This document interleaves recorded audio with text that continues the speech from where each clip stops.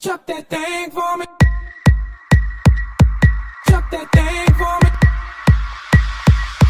Chop that thing for me. You got me in the zone right now, and baby you're looking so fine. I'm about to really take you down, 'cause you and I can burn this up.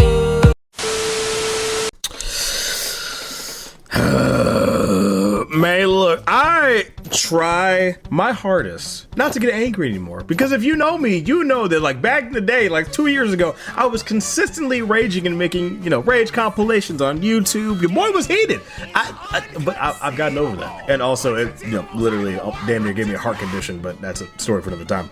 But man, I was just sitting here and I was thinking of just, why does Toei why do they hate Vegeta, man? Why does Toriyama hate Vegeta so much? Now, I know this is kind of coming out of nowhere, and I know coming off of the heels of Daima episode 12, which I talk about at the very end of this video, it's kind of like, oh, what are you talking about, Daffy? Oh, I'm sure things are changing, things are looking up. I don't really think so. So as a lot of you know, Vegeta has been getting consistently clowned on since the mid to late 90s, which is hilarious because Vegeta's whole big thing is he wants to become stronger than Goku and all this stuff. Now, more so towards the end of Dragon Ball Z, he got over that and he was just like, you know what, I just want to be able to protect my family, and then Super kind of retconned that, and he still has his, thing where he keeps just trying to compare himself to Goku and all this. At the end of the Tournament of Power, he thinks about Goku, Bulma, Trunks, and Bulla, as well as Kabe, which is nice, but, well, god damn it, dude. I don't think I've seen another character in fiction get consistently bitched more than Vegeta. Wait, Baby Renji. Oh.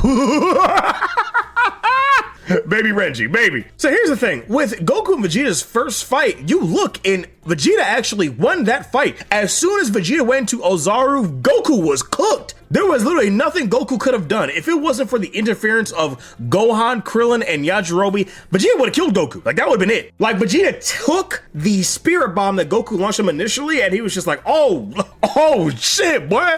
And then we go to the Namek Saga, and Vegeta is like, oh, I'm gonna become a Super Saiyan. I'm gonna be the legendary Super Saiyan. Oh, this is about to be my shit. He goes up to Frieza, and Frieza's just like, do you really think that you can be the legendary Super Saiyan, monkey? And that nigga ended up crying.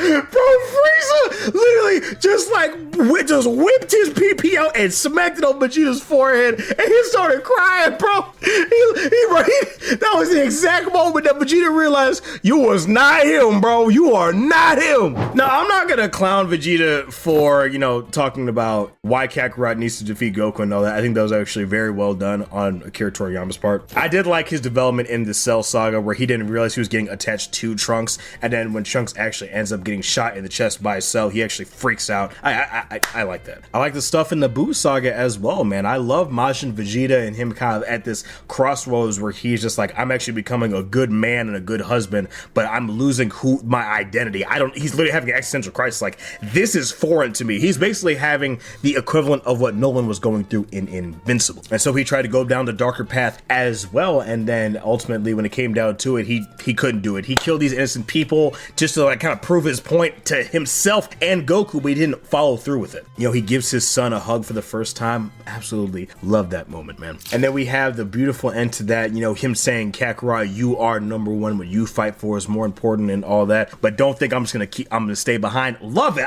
Vegeta at the end of Buu Saga, peak Vegeta, man, peak character. Yes. But then we move on to Dragon Ball Super, and I'm not, what was going on? Like 2014 onward? Why was Vegeta getting so much disrespect? I'm not even worried about Beerus and all that, because we know that Goku, we all know that Goku was gonna become, Super Saiyan God and all this, and Vegeta was gonna get it later, because Goku always gets cool transformations first. Except one, which is probably the worst transformation in Dragon Ball history, but we'll talk about that in a second. But you even look at Frost. Vegeta gets completely washed by Frost, and Frost is ass. Like, there is nothing interesting about Frost whatsoever. He's literally just alternate version of Frieza, who's just like, he's literally just a Frieza clone. That's it. There's nothing interesting about him. I mean, hell, we go to Battle of Gods. Vegeta got hold bad in Battle of Gods. I meant Resurrection of F, but you know what I'm talking about. Man, I mean, dude, narratively, it would have made sense if you were to bring Frieza back and Vegeta actually were to get his lick back on Frieza, right? It would have been perfect. That's what people would have wanted and would have made sense. But no, near the end of the film, when Vegeta tags Goku out and it's like, all right, it's my turn, he starts beating on Frieza for a little bit. Mind you, this looked like absolute horseshit in the Super anime, but in the Super movie, it did look good, obviously.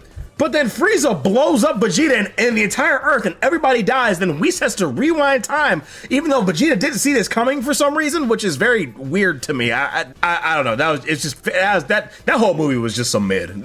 People don't like that movie in retrospect. I don't think they liked it then. Also, Super Saiyan Blue just sucks ass in general. Super Saiyan 4 better, Super Saiyan 4 better, Super Saiyan 4 better. And then we go to the Future Trunks arc, which I like some of the stuff in the Future Trunks arc. Again, even though that arc is kind of a mess. But for example, the kind of stuff that I'm talking about is you have the father-son Gallic gun, which is, you know, I like the moment. Did it look the best? No, but I like the moment. I like what they were going for. But here's how bad they hold Vegeta. They have Vegeta and Trunks launch a combined attack, right? Supposed to mirror the father-son Kamehameha. Does basically no damage to Zamasu. Zamasu just like laughs that shit off. It's like, whatever, right? Goku goes in a Kaioken times 20 and manages to break Zamasu's halo. Mind you, with just kicks because he crushed his arms. Bro! Huh? Kaioken Blue Goku is stronger than a father-son Kamehameha? They be doing my boy so bad, man. They be doing him so bad. And again, he has these whole reservations with fusing. Like, I don't want to fuse with you. Bro, we've already done it. We know it's not gonna last forever. Shut up. Why are we doing this again? Super just keeps retreading the same shit, and I'm tired of it. It's low-key why Beast is one of the worst things to happen in the series in general. Beast is horrible. I like the superhero movie, but Beast is just so unoriginal. Like, oh, it's Gohan's latent abilities. When is Gohan not bringing out his latent abilities? He's been doing it since he was 5 years old. What are we talking about? He did it on Namek. He went to the hyperbolic time chamber and trained. He went Super Saiyan 2. Oh, he went Mystic Gohan or Ultimate Gohan. Oh, now he's dude, come on. How about you actually have him train and become more of a competent fighter? How about that? So then we go to the Moro arc, and like Moro is like slapping around Goku and Vegeta for most of the arc, and then Vegeta actually goes to Yardrat. Cool, I like that. He's kind of still following Goku's footsteps for a little bit, but like it's still an interesting premise. I like it. And Vegeta's always gonna get a new technique. Always got spirit vision. What? And it's just transmission?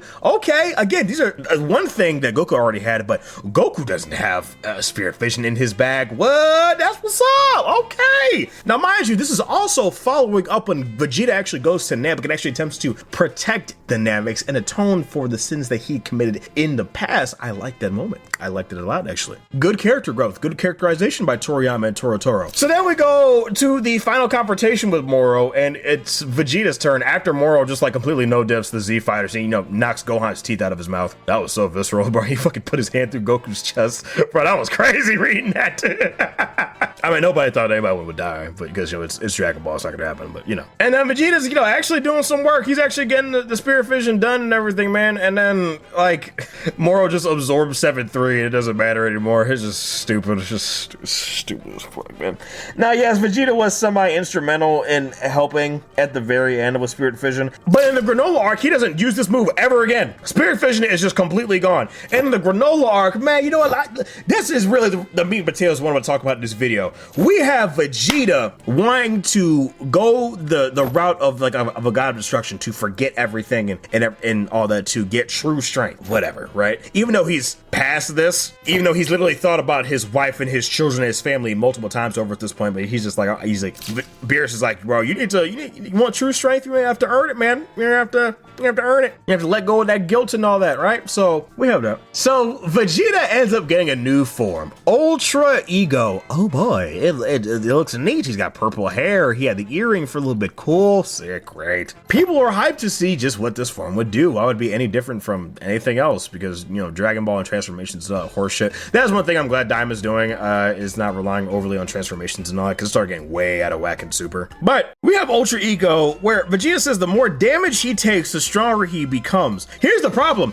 Every time Vegeta uses this, he gets knocked out. He gets put on his ass. I think he went, what, 2 or 3 times off the top of my head into this transformation, and it did jack shit. Like, cool, man, you got a little kick on Granola. Like, you was giving Granola a little bit of work there. You was running the fade for a little bit. But, oh boy, you couldn't make it last. You took way more damage than you thought. Oh, I passed out. Oh, I'm getting cooked by gas, the worst villain in Dragon Ball history besides, like, General Blue. Oh, this form is so bad, dude. The Granola arc is so bad. Because you have gas, you have the whole Bardock thing where he's just like, oh, a Saiyan never loses. All of a sudden, I just stopped losing this fight. I'm gonna win. I lied. Like, this fight is so bad. That Black Frieza shows up, no diffs Goku and Vegeta's new transformations. Like, what are we doing? What are we doing? The Granola arc is such a waste of time, man. It's such a waste of time. It's so predictable. I hate it. I hate it. Dude, this was such a slog to read. And it's not even like we're gonna see what the Black Frieza Saga is gonna be like. I mean, I don't think Taro just wants to write it, period. Now, again, he did take like a year break because obviously Akira Toriyama passed away, so completely understand. It has been a year, but Akira Toriyama passed away. I completely get it. I understand. Take as much time as you need. That man was your mentor. You looked up to him. You had your own fan manga for years. You finally get to work alongside one of your heroes. I get it. Right. But when we go from the Granola arc to a Goten and Trunks, what feels like a filler arc, but it's just them in their high school adventures, which is like cutesy, it's fine, whatever, but that's not really what people want. And then we go immediately into a Dragon Ball superhero recap with barely anything added. Then we go into allegedly another Goten and Trunks filler arc. What are we doing, man? Huh? Oh my god. I don't even know why he drew that fucking picture of Black Frieza at Jump Festa, man. He does not want to make it. I guarantee you he doesn't. I'm being emotional, I'm trolling, but I'm so frustrated, man. This only turns to why I just don't like Dragon Ball Super, man. But like, even in the middle of the Granola arc, we have like Vegeta getting mad at Goku and like pushing Goku into like a fucking barrel or something. He's like, no, man, you gotta let me die, man. I gotta atone for my sins. I gotta do all this. Bro, you grew past this multiple times over. Why are we retreating the same plot point? Dragon Ball Super, especially the manga, consistently does this. Goku gives Moro a senzu bean. He is like 56 years old. He did the same thing with Cell. You tell me he didn't learn his lesson? Oh boy, Gohan got another power up, just like how he did in the Cell Saga. Remember that, guys? Remember how fun that was? Oh, Vegeta got a new form, guys. Oh, I lied. He got bitched. Like, dude, I don't get it, man. I don't get it. I hate it. I hate it.